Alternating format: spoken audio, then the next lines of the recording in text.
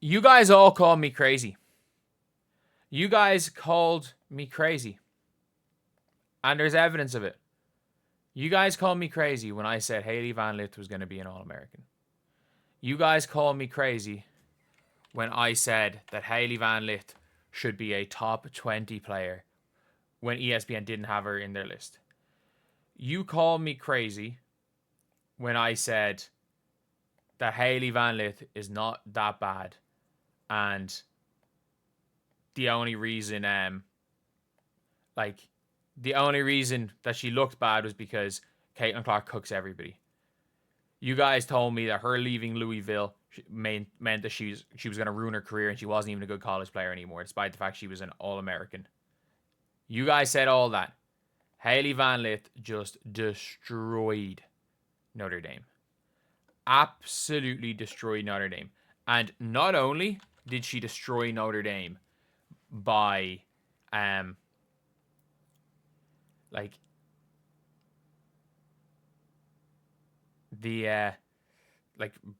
she locked down Hannah. She did a great job. I'm not gonna say lockdown because she wasn't guarding Hidalgo every possession of the freaking game, but she locked down Hannah Hidalgo.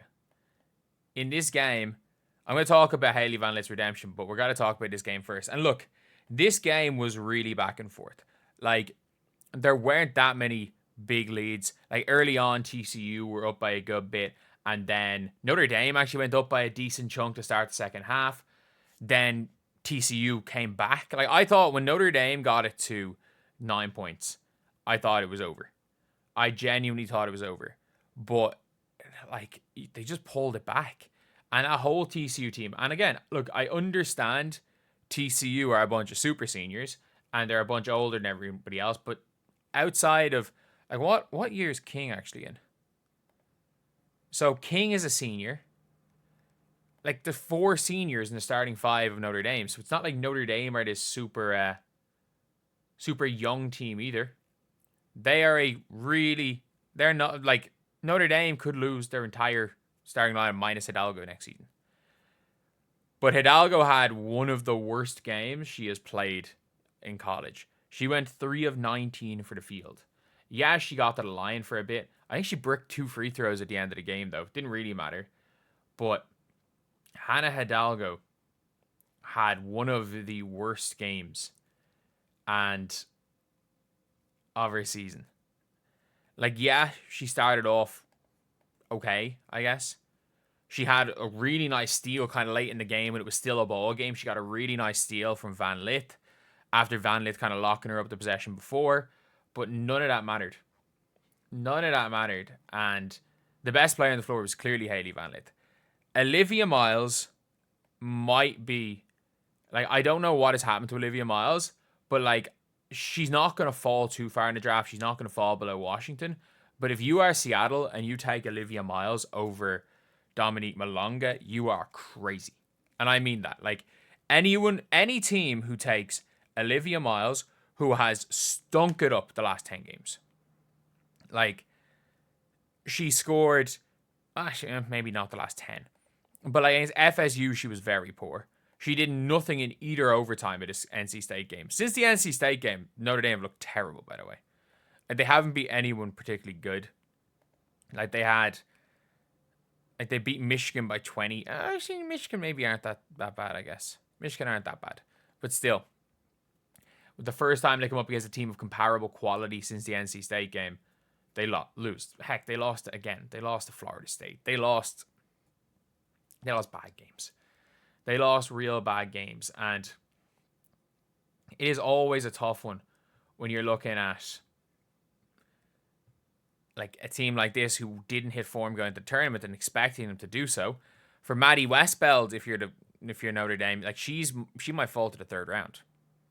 And Maddie Westbeld last season, if you look at her seasons, she averaged 15.2 points per game as a freshman.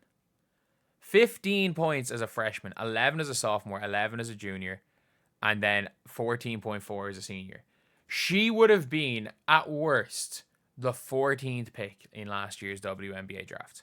She would have probably made a roster. She got injured, and then all of a sudden now, she's injured, and she has the worst season of her career.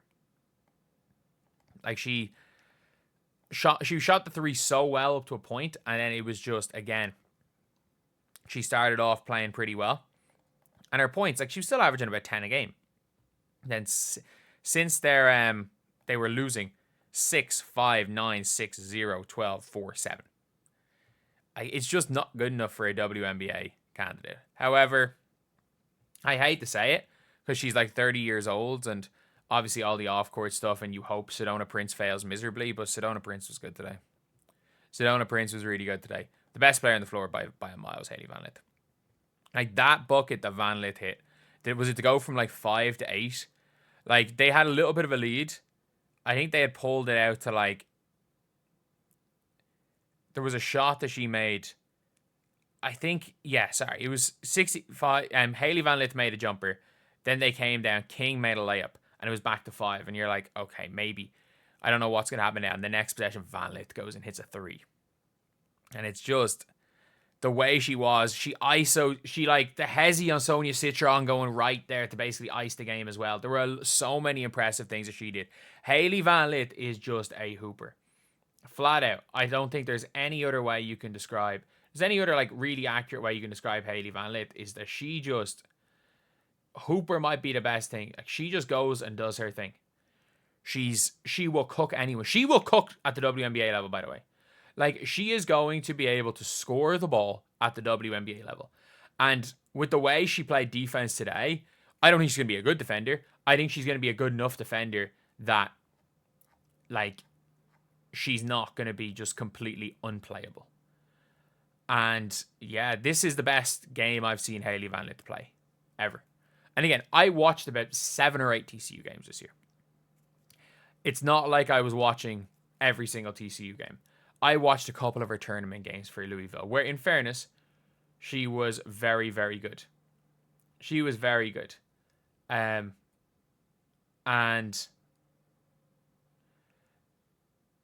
like, this is the best version of Hailey Van Lith. And it should be. She's 23 years old playing against 18-year-olds. But this wasn't the case. Like, who was the youngest player, obviously, with how young, what's her name is? How young Hidalgo is. She's only in a sophomore. But she's coming up against, by the way, 5th-year senior Maddie Westbeld. She's coming up against Maddie Westbeld, who's a super senior as well. She's coming up against Sonia Citron, who's a year younger. Olivia Miles was a year younger than her. So it's not like she has a huge age advantage over this Notre Dame team. Either way, even if she does, she's still... People didn't even think that even with the age advantage, she was going to be that good this year. But yeah, that's pretty much it. Let me know what you guys think in the comment section below. And as always, thank you guys for watching. Please like, comment, and subscribe.